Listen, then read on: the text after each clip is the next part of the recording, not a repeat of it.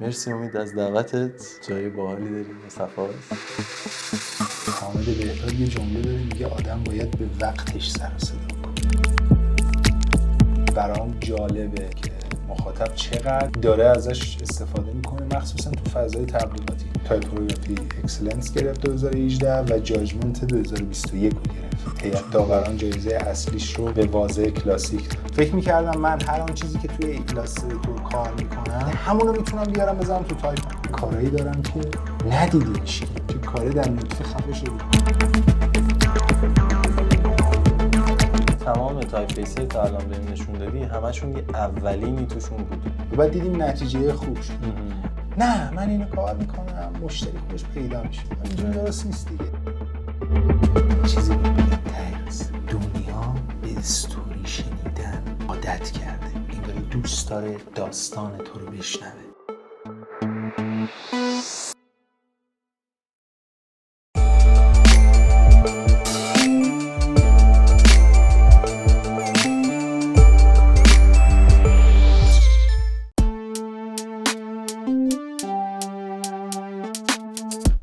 مرسی امید از دعوتت، چه جای باحالی داری، مصفاست. با عشق مثل خودت. چی برامون آماده کردی؟ بذار اولی که از فضا بگیم. پشت سر شما چه خبره؟ پشت سر ما مال خبری نیست، اینا مال گذشته های نچندان دور نچندان نزدیکه.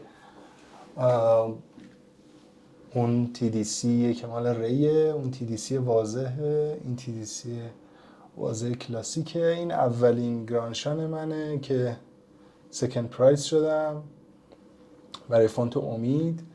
اینم دومیشه که سپیشیال منشن گرفتیم من و رضا برای ری. به مجموعاً 5 تا. امیدوارم که طی سالیان آتی چندین برابر شه دیگه. قبضه کنین بازار. یه مدت خیلی خوشحال بودم از اینکه دارم و مثلا دنبال این بودم که این 5 تا مثلا بشه 10 تا 15 تا. الان راستش بخوای خیلی دنبال این نیستم دیگه. خیلی چی باعثش شده؟ در من شهوتی بر نمی انگیزه جایزه بین المللی گرفتن. احساس میکنم که کار کردنه و ماندگاریه خیلی ارتباطی به اینا نداره. ولی خب اینا هم در زمان خودش و در موقعیت انرژی خودش بخش خیلی انرژی بخش بود.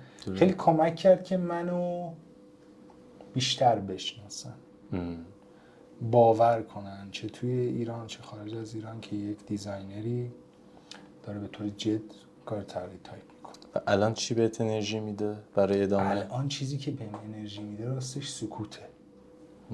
در خلوت کار کردن. در خلوت کار کردن و جالب. به موقع پرزنت کردن. آفرین. به موقع پرزنت کردن، در خلوت کار تمیز انجام دادن. و حامد بهتاد یه جمله داره میگه آدم باید به وقتش سر و صدا کنه. آفرین. که شنیده شه. آره. درسته.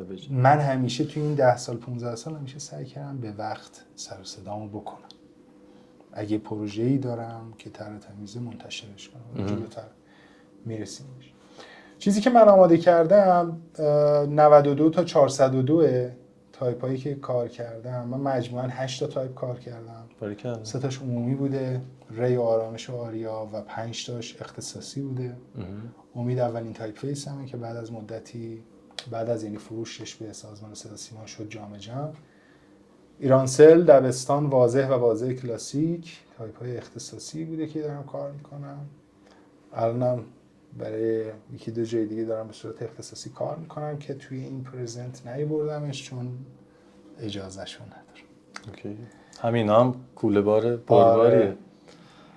آریا رو به طور مشترک با کامیاب جعفری کار کردیم و 5 تا تایپ فیس ایرانسل و دبستان و واضح کلاسیک و ری رو با رضا بخ بردیمش. عالی. اولین تایپ هم امیده. همس با خودت. همس با خودم، ولی خب بعداً به جام جم تغییر نام پیدا کرد. ماجرای اسکوزاری رو برام میگی؟ چی باعث میشه که اسم این چیز امید عجیب و غریبی نبود توش. بیشتر یک ذوق و شوق جوانانه، یک انرژی دیده شدن، میل به دیده شدن که یک تایپی داری که هم اسم خودته. صرفا همین بود، یعنی هیچ استراتژی عجیبی پشتش نبود. حالا سوال من خیلی کلی‌تر که برای تایپ فیس ها چطوری اسم انتخاب میکنی؟ یعنی تو لحظه است یا نه تو لحظه نیست. راستش جدیدن به غیر از تایپ فیس هایی که اختصاصیه و باید فونت به نام اون برنده باشه یا اسمی که اون برند میگه، به نظرم خیلی باید به جنس اون کاره بیاد. مثلا آرامش واقعا به اون جنس اون کاره می اومد، فارغ از رابطه زناشویی که بین ما دوتا وجود داره و عشقی که وجود داره. آرامش از نظر تایپ فیسی که بخوام بهش نگاه بکنم، تایپ آرومیه، سر صدا نداره، طمأنینه خیلی خاصی آرومی داره و داره کار خودشو میکنه. اما خب امید یک تلاش به شدت با انرژی و شدیدی بود که خود نمایی کنه. یعنی توی مانیفستش هم که اینجا نوشتم، دغدغه من بود که آقا این قلم‌های فارسی کمه، تعداد تایپ فیس های متن فارسی، این تعداد باید بیشتر بشه. حالا کی باید این کارو بکنه؟ یکی که از همتون جوان‌تره، سن و سالی نداره. مثلا من سال 90 که امید شروع کردم، 92 فکر کنم تموم شد، من اون موقع 22 سالم بود و یک همچین پروژه‌ای که کاملا آفیشال، کامل مناسب فضای وب و خیلی جواب داد توی وبسایت‌های سازمان صدا و سیما، خیلی کمک کرد به بیشتر شناخته شدن من. عالی. و 4 تا وزن داره. از این 4 تا فکر میکنم رگولار و لایتش بیشتر استفاده شد توی مجموعه صدا و سیما. کجا استفاده میکنم؟ تو مناسبات اداری یا مثلا برای زیرنویس یا وبسایت سازمان؟ کل این نسخه وب کلا. آره این برای وبسایت‌های سازمان. مکتوبات نه مکتوبات سازمان نه. از یه تاریخی به بعدم چون توی سازمان‌های دولتی معاونت‌ها دائم عوض میشن دیگه استفاده نشد. ولی خب چون من حقوق مادیش رو واگذار کرده بودم و فروخته بودمش، دیگه نمیتونستم استفاده مجدد بکنم و این کار اخلاقی نبود. امید اولین تایپ فیسیه که گرانشان گرفت. یعنی تو کل تاریخ طراحی تایپ ایرانی اولین کسی که گرانشان گرفت و حالا رتبه اول اون سال نداشت، رتبه دوم گرانشان گرفت فونت امید بود سال 2014 و انگاری یه سرآغازی شد که سالهای بعدی آدم‌های دیگه، دیزاینرهای دیگه گرانشان رو شرکت می‌کردن و اونها هم رتبه می‌گرفتن. طراح ایرانی بیشتر دیده شدن. فکر کنم طرف فهمیدن که اینجا هم یه خبری هست. آره قشنگ اینو فهمیدن.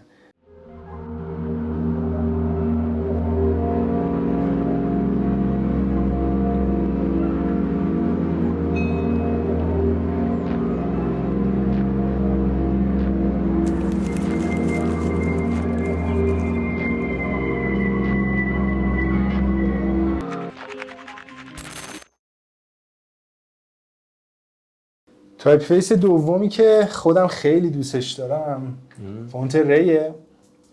ری توی کافه هم بهت گفتم اولین پروژه مشترک من و رضا بخت بود و توی سربازی کار شد. برای همینه که فرماش انقدر پر از تیزی و شکست و زاویه و تغییر جهته. ری 2 تا جایزه بین‌المللی داره، یه گرانشان داره تو سال 2017 که اسپشیال منشن شد و سال 2018 TDC رو گرفت و الان خیلی خودم دارم میبینمش توی تازه جا افتاد تبلیغاتی. انگاری تازه مردم دارن میشناسنش. خودم خیلی دوستش دارم. به نظرم دوست داشتنی ترین پروژه‌ایه که تا به حال کار کردیم. هم من هم رضا جفتمون خیلی فونتره‌ای رو دوست داریم و به نظرم خیلی پروژه موفقی بود. پتانسیل بالایی داره لاس فور. مثلا اینجا رو می‌بینی، اینا مثلا اگه بخوام زوم بکنم اون بالاییه اسکچیه که ما انجام دادیم و پایینیه تایپیه که سر آخر استخراج شد. هی چکشکاری شد، هی یه جایش آرومتر شد، یه جایش پخته تر شد، انگاری که متین شد، موقر شد به نسبت این حجم تیزی که توش وجود داره. توی تایپ بعدی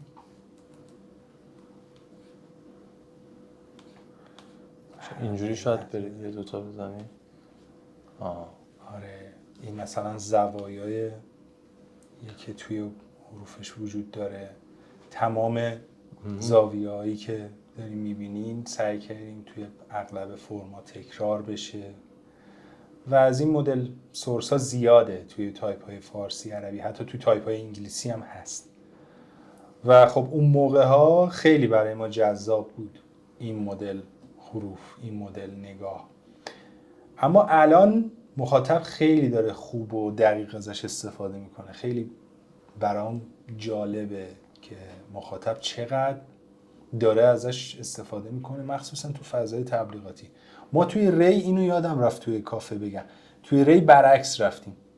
اول اومدیم وزن بلک رو طراحی کردیم، از زیاد بکن. آره اول اومدیم این وزن بلک رو طراحی کردیم، بعد اومدیم نازک تراش رو ساختیم.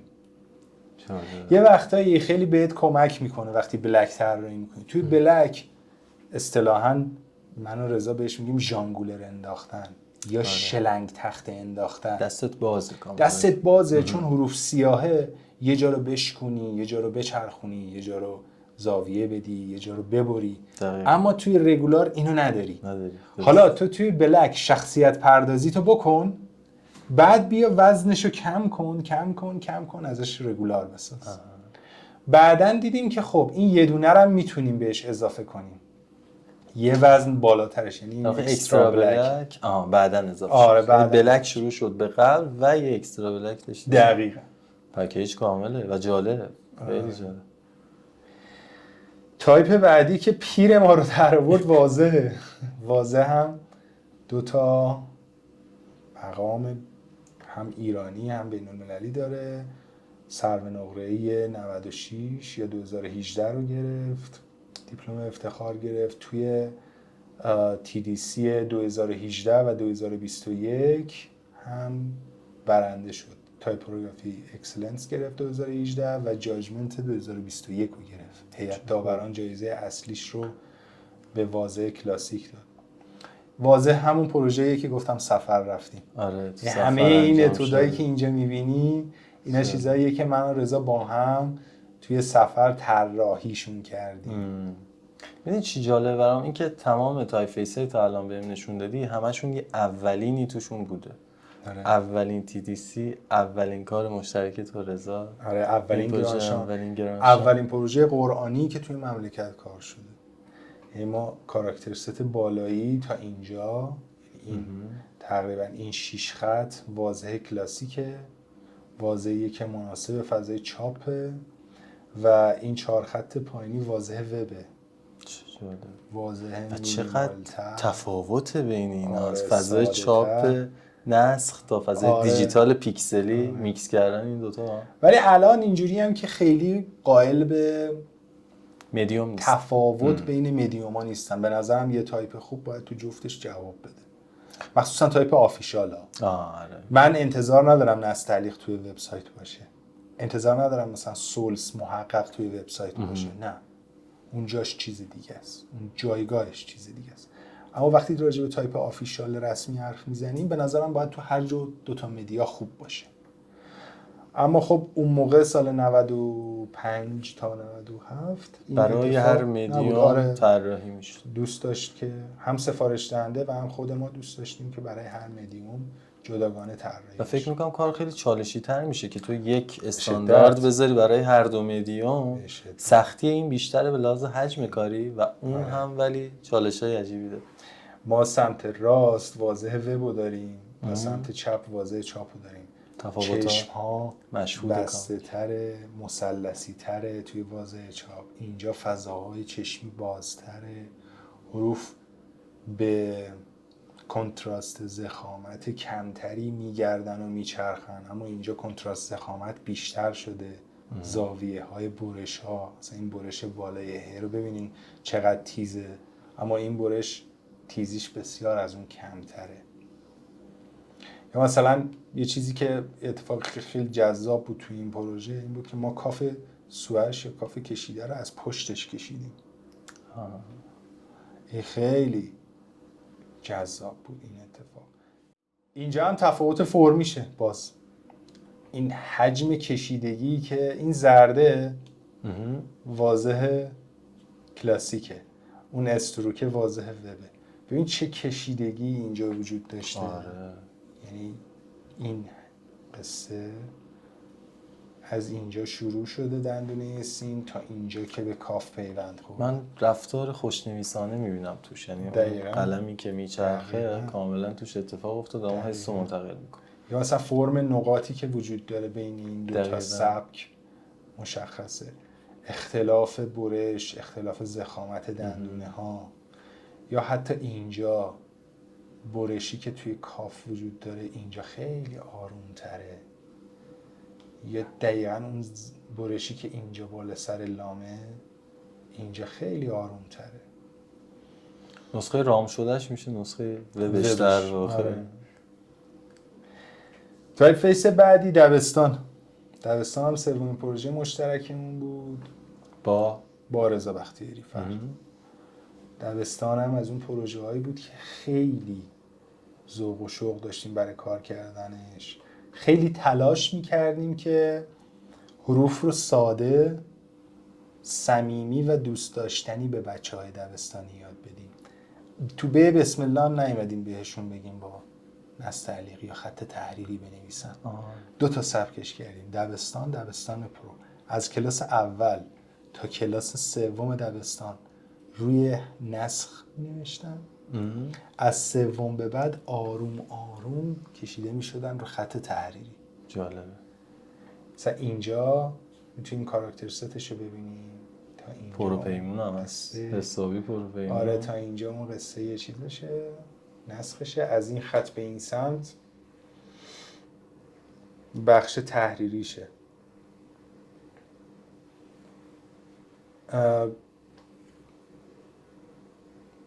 انتقال این داستان خیلی برای ما مهم بود. خیلی مهم بود که بچه پنیک نکنه، اون پیچیدگی های فرمی تحریری رو ببینه و بعد بگه من الان اینجوری باید بنویسم.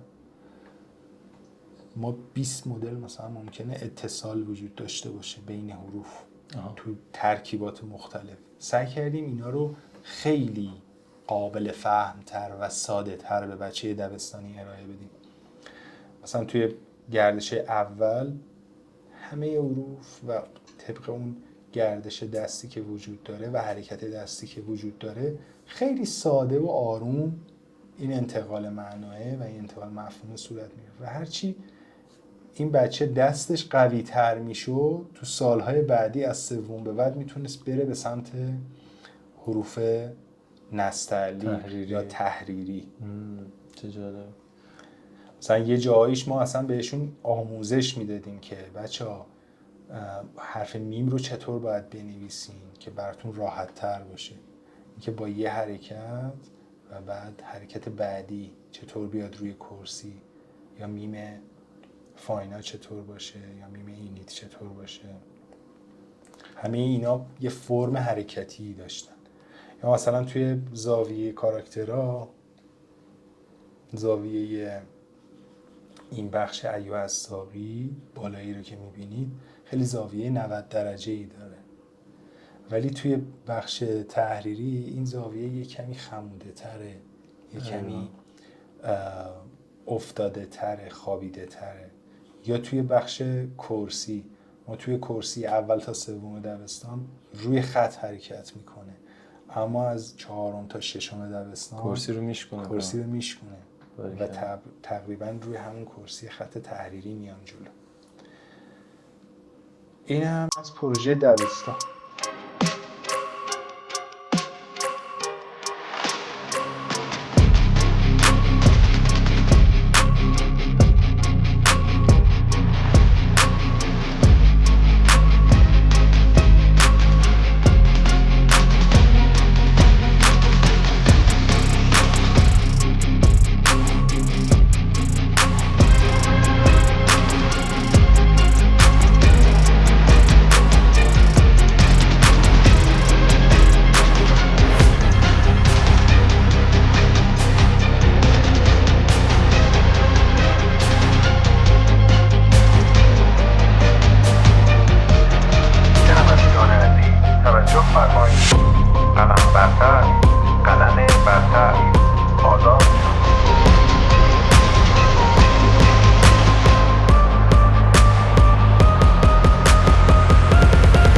هم چهارمین پروژه مشترکمون بود که طراح اصلی این پروژه رضا بختیاری بود و وزنای این پروژه رو با من و بعداً با مهدی شیر کرد و فکر کنم وزن بولدش، لایتش و اکسترا بولدش رو من کار کردم. جالبه.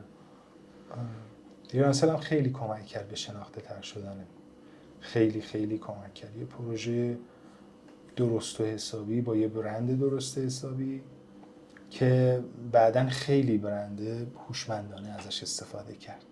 برعکس بقیه برندها که خیلی سرسری رفتن جلو، ایرانسل خیلی خوب از تایپش استفاده کرد و تو تمام تاچ پوینت های برندش بجا و درست خاطرت از کی مدیر هنری ایرانسل بود اون زمان؟ مدیر هنریشون دقیق یادم نیست، ولی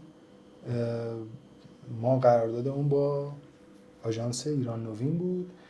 یکی از اعضای تیم گرافیک تیم بازاریابی یا مارکتینگ ایرانسل احسان غلامی بود. آره، احسان غلامی بود که خب خیلی هم نسبت به ما لطف داشت. اما خب مثلا آدمای دیگه‌ای هم بودن، پویان عطاآبادی بود توی تیم مارکتینگشون و خیلی مهم بود این پروژه براشون. پروژه هم جوری بود که انگاری MTN توی آفریقای جنوبی یه تایپی رو طراحی کرده بود برای همه زبان‌ها و فرستاده بود. و بعد بچه‌ها توی ایران میگفتن این تایپ فارسی که طراحی کردی برای ما ایرانی نیست، به درد ما نمیخوره. جالب. و بعد خب MTN ایرانسل ایران ترجیح داد که با تایپ خودش ببره جلو. ما تایپ لاتینو خیلی کار زیادی باهاش نداشتیم. فقط با تایپ فارسی سر و کارمون بود.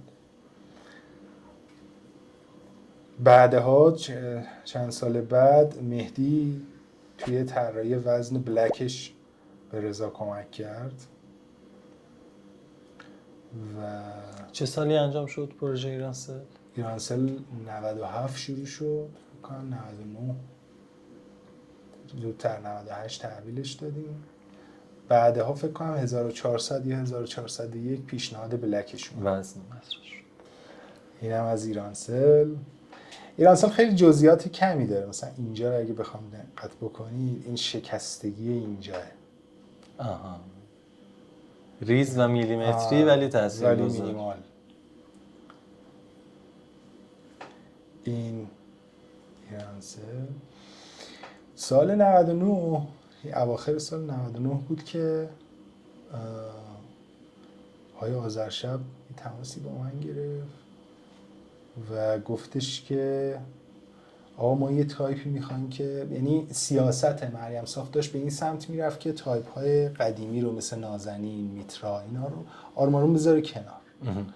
نه اینکه استفاده نکنن مردم، که کمان که استفاده هم میکنن، هم خودشون هم طراحان تایپشون آدم های محترمی هن. اما خب این اجازه رو دیگه نداشت که فونت مثلا آقای حقیقی رو، عبدالله زاده حقیقی رو دوباره بازطراحی کنه و بذاره. نگاهشون به این سمت بود که ما یه تایپی میخوایم که جای نازنین رو بگیره، جای لوتوس رو بگیره، بشه باش متن بلند رسمی نوشت، همون کارکرد رو با همون داشته باشه ولی بروز و امروزی باشه، اما مال این فضای الان باشه. این شد که من شروع کردم کار کردن تایپ آرامش. آرامش هم تقریبا یه چیزی حدود 8 تا وزن داره و فقط مناسب نشره. یعنی من به جای دیگه خیلی پیشنهادش نمی کنم. کم هم داریم فونت هایی که آره و خیلی هم داره خوب استفاده میشه. آره برای نشر باشن. فکر میکنم آقای نشر مشکی هم الان داره برای 1-2 تا از کتاب‌های جدیدش از این فونت استفاده میکنه و خوب جواب داده توی نشر. مجله دالان هم فکر میکنم از این فونت استفاده میکرد، رو اونم خیلی خوب جواب داده بود روی تکسش. مثل لیگچرهای کامل محدود و تر و تمیزی داره، مثلا سین به الف دیگه اونقدر کشیده نمیشه، یا صاد به الف یا عین به الف، فا کا ما. لیگچرهای محدود اما کاربردی. خیلی راحت خانه، روان خانه، خیلی آرومه. توی استیتمنتش هم نوشتم که این تایپ نمیخواد فریاد بزنه، فقط میخواد خیلی آروم با حفظ ویژگی‌های مثبت پیشینیان و با در نظر گرفتن حافظه تصویری مخاطب از تایپ‌های متن قصد دارد تا مورد انتخاب جامعه ناشران و طراحان قرار بگیره. این قشنگ تارگت کرده بود.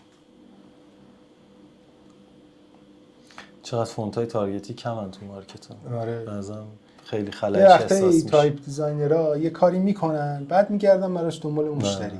به نظر من این یه غلطه. اول تو باید مشتری تو پیدا کنی. برای کی میخوای این کارو بکنی؟ نه من اینو کار میکنم مشتری خودش پیدا میشه. اینجوری درست نیست دیگه. یعنی باید جامعه مخاطب تو در نظر داشته باشی یا بعد دست به قلم شی؟ دست به آره. ابزار شی. تایپ بعدی آریا که تقریبا آخرین تایپ عمومیه که منتشر کردم. آریا رو با کامیاب جعفری کار کردیم. اینم تایپی که خودم خیلی دوستش دارم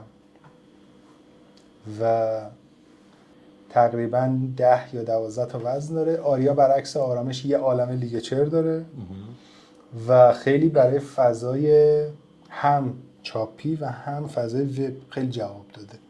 مثلا روزنامه شرق هم دیدم باهاش می‌نویسه، بعد مثلا یه پیج آشپزی هم دیدم باهاش می‌نویسه. جالب. خیلی هر دو سمتو داره کاور میکنه و پر از لیگچر و آلترناتیوه. خب یه سوالی الان پیش میاد. تو جمله قبلیت گفتی که آقا ما باید جامعه هدف رو در نظر بگیریم، جامعه مخاطبمون و برای اون کار کنیم. حالا اینجا یه فونتی داری که از پیج آشپزی تا یک مجله راستش دیگه دست من نیست. خب تو برای چی کار کردی؟ من اینو راستش بخوای توی کرونا، زمان کرونا بین 2 تا دیزاینر از 2 تا نسل مختلف این کار اتفاق افتاد. در واقع فیتی بود بین شما. آره که فیتی بود بین ما 2 تا که ببینیم میتونیم با هم دیگه کار بکنیم، یه آدمی که مال یه ده هست یه آدمی مال یه ده دیگه، و بعد دیدیم نتیجه خوب شد. اما اینکه نتیجه رو الان مخاطب من داره کجا استفاده میکنه این آره راستش دیگه دست من نیست. اما آرامشو میدونم که مخاطبه داره کجا استفاده میکنه. خیلی کم دیدم مشخص دیدگاهش، خیلی کم دیدمش مثلا تو پیج اینستاگرامی. ولی آریا رو دیدم هم توی متن رسمی دیدمش، هم توی پیج اینستاگرام دیدمش. مرسی. مورد بعدی بعد از این که خب من چی کارا کردم، توی این کارا به چه چالشایی برخوردم. یکی از مهمترین چالشایی که داشتم این بود که اصلا من بلد نبودم رسانی درست چیه. یعنی ما تایپ دیزاین میکنیم و بعد بلد نیستیم اجراش کنیم. اینکه کجای این منحنی ناد و هندلا باید بیاد، کجاها کشیده بشه، کجاها نباید بیاد، کجاها بیشتر باید هندلش کشیده بشه، کجاها باید اصلا فرم نود متفاوت باشه. اینو اصلا بلدش نبودم، اصلا نمیدونستم. فکر میکردم من هر آن چیزی که توی ایلاستریتور کار میکنم، حالا ولت شده نشده، تیکه شده یا نشده، همونو میتونم بیارم بذارم تو تایپم. واسه که خب این غلط بود. جالبه، خیلی اصلا این ماجرا فکر نمی‌کنم. یعنی هنوز هم من نظرم جا نیفته. آره. نودگذاری صحیح مخصوصا تو تایپ آفیشالا. تو مثلا ممکنه تو تایپ دیسپلی یا تایپ فانتزی یا تایپ هایی که کراشیه یا اسکراچیه یا براشیه یه عالم نود و هندل داشته باشی که هر کدومشون تو زاویه‌های مختلف باشه، اما تو آفیشال باید بدونی نود و هندل تو کجا میذاری. این یکی از چالشام بود. جای درست، رسامی صحیح و اجرای فنی درست و دقیق کاراکترها. دومیش ساخت استاندارد فونت بود. آقا ما خیلی از تایپ دیزاینر داریم مثلا بلد نیستن فونتو بسازن. اگه تو بدونی که فونت استاندارد رو چجوری میسازن و قالب درست استاندارد چیه، یه عالمه کار خودت جلو میفته. یه سرعت اجرا و سرعت پروسه خیلی سبک‌تر میشه و سریع‌تر میشه. من نمیخوام بگم که فونت دیولپرها نباید باشن. نمیخوام بگم که همه تایپ دیزاینرها باید مسائل فنی رو بلد باشن، اما دونستن مسائل فنی به تو کمک میکنه. 100% دقیق به تو کمک میکنه که اگر من این فرمی که الان رو کاغذ دارم میتوانم تبدیل به تایپش بکنم یا نه. این دونستن این به تو کمک میکنه که این راه رو بروی ادامه بدی یا نه. آزمون خطا کاملا گرفته میشه از مسیر. دو تا 4 تا. سومین چیزی که براش خیلی احترام قائلم کار گروهیه. چه موقعی که با هر کسی دارین کار میکنین باید بدونید، مخصوصا اگر با دوستتون دارین کار میکنین، رفاقت و قاطی کارتون نکنین. دوم قرارداد ببندین. سوم مدیر پروژه تعیین کنین و سعی بکنید به تصمیماتی که مدیر پروژه میگیره در کنار شما احترام بذارید. بریفو بذارین رو سرتون.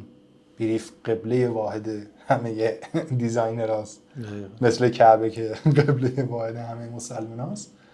هر کاری میکنین ثبت کنین. همون سیو از گرفتنایی که توی رستوران بهت گفتم آرشیو کردم و خیلی کمک میکنه. 3 تا کارم با هم دیگه انجام بدین. طوفان فکری، ایده پردازی، اسکچ. بعدش دیگه یکی در میون کار کنی. یعنی وقتی تو داری روی یه سری پروژه کار رفت و برگشتی، نفر دیگه میتونه رو بقیه پروژه های خودش کار کنه. خب و بعد تو فایل رو میدی به اون حالا شروع میکنه کار کردن و تو میتونی رو پروژه های خودت کار بکنی. و از همین مهمتر سفر بریم. تو سفر کار کردن، تو سفر فکر کردن، تو سفر ایده پردازی کردن، برین‌استورم کردن خیلی حالتون رو خوب میکنه و پروژه رو جلو میبره. به نفع پروژه میشه آخر سر. موافقم بود. با سفارش دهنده هم چی کار کردم؟ اول اینکه فهمیدم و مطمئن شدم چه تو دل خودم چه تو کل پروژه، این که آقا این آدم که سفارش دهنده منه بیزینس خودش رو بهتر از من میدونه. اینو به این باوره برس. احترام متقابل رو حفظ کنین. سوم همیشه گزارش تصویری کار بکن. یعنی اگر بهتون یه اصلاحی میده یه گزارش تصویری کار بکنین که قبل از اصلاحات و بعد از اصلاحات اون بیفور افتر رو ببینه. قابل تشخیص باشه براش که هم قابل تشخیص باشه، همین که بفهمه شما برای نظرش احترام قائلی. یعنی بیفور افتر این چیزی بود که تو میگفتی، این افتر بعد از اینکه اون کامنت های توئه که اعمال شده روش. اما از نظر من هنوز اون بیفوره بهتره. و طرف میبینه میگه تو داری راست میگی، اون بیفوره بهتر. مجانی و ارزون کار نمی‌کنم.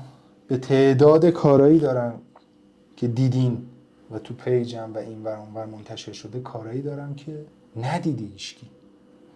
هممون دوچار این ماجرا هست و اصلا نبایدم کسی ببینه، اصلا چون انجامش ندادم. چون کاره در نطفه خفه شده. چون طرف می‌خواسته من مفت کار کنم، من مفت کار نمی‌کنم. کاملا درست.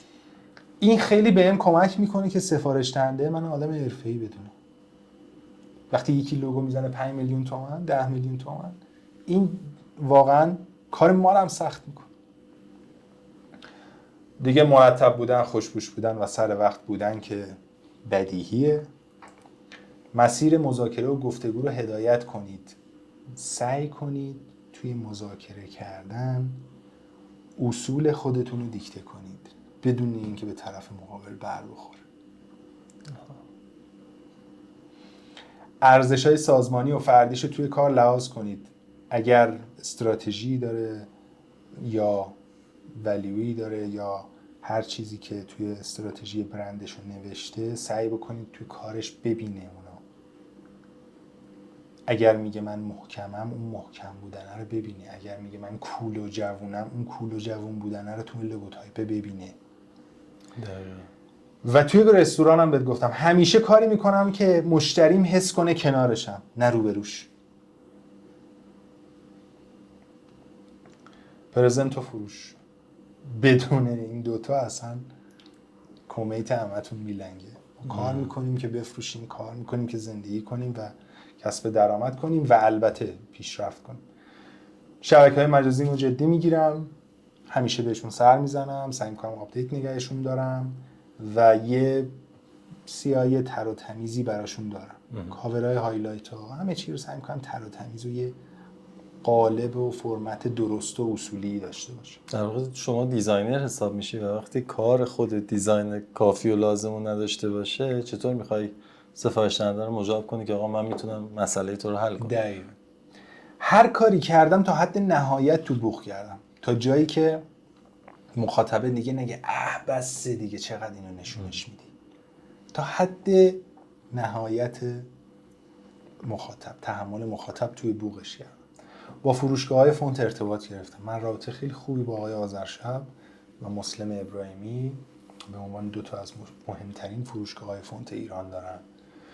هر جا ورکشاپ بود، تدریس بود یا سخنرانی بود توی دانشگاه یا هر آموزشگاه دیگه‌ای و از من دعوت کردن، رفتم، چه به عنوان بازدید کننده، چه به عنوان سخنران یا مدرس، و سعی کردم کار درست رو پرزنت کنم، طراحی تایپ رو پرزنت کنم و سرآخر اینا همه منتج به این شد که خودم رو پرزنت کردم. با آدمای مرتبط به کارم مستقیم و غیر مستقیم ارتباط گرفتم. خودت الان اینجایی یکی از آدمایی که مرتبط با کار من خیلی راحت میشد اصلا این جلسه نباشه. اما سعی کردم از این جلسه هم استفاده بکنم. نسل جوون جدی گرفتم، باز یکیشون همین الان کنارم نشسته. سعی کردم همراهشون باشم و اینکه چند سال توی آژانس تبلیغاتی کار کردم. توی رستورانم گفتم فنون مذاکره و فروش اونجا دقیق و درست تمرین کردم. و از همه اینا مهمتر برای هر کدوم از کارام داستان و استوری ساختم. از کجا شروع شد، چطوری شکل گرفت، به کجا رسید. خیلی وقتا خروجی نهایی برای مخاطب به تنهایی کافی و جالب نیست. این پروسه‌ای که تو طی می‌کنی تا برسی به اون مقصد. اصلا صبحانه چیزی بهت بگم، تقص دنیا به استوری شنیدن عادت کرده. انگاری دوست داره داستان تو رو بشنوه، انگاری دوست داره بفهمه که تو چیکار کردی که به اینجا رسیدی، از کجا به اینجا. فقط و فقط نمیخواد ریزالتو ببینه، میخواد ببینه چی شدی. حتی یه وقتایی زاویه‌های پنهان کاراکتر تو هم براش مهمه. دم شما گرم. فدای تو، وقتی گذاشتی، میزبان به شدت عالی هستی و من به شخص لذت بردم از دیدن کارات و انتقال تجربه‌ای که انجام دادی. مطمئنم برای بچه‌هام جالب خواهد بود. امیدوارم فدای تو. اینطوری بشه. به پاس همراهیت امید عزیز، ما از طرف پروژه کرافترا هدیه‌ای برای شما داریم، دفترهای دستساز که تقدیم شما میکنم. امیدوارم که خفن ترین اتفاقات زندگی توش ثبت شه و قلمت روش به خوبی و خوشی بچرخه. مرسی عزیزم. فدای تو. خیلی ممنون. مرسی. قربونت برم. جذابن این دفترها. خیلی ممنونم ازت. خیلی لطف کردی. خیلی لطف کردی. ما یک دفتر دیگری هم داریم که مهمون ها برامون یادگاری می‌نویسن. چه خوب.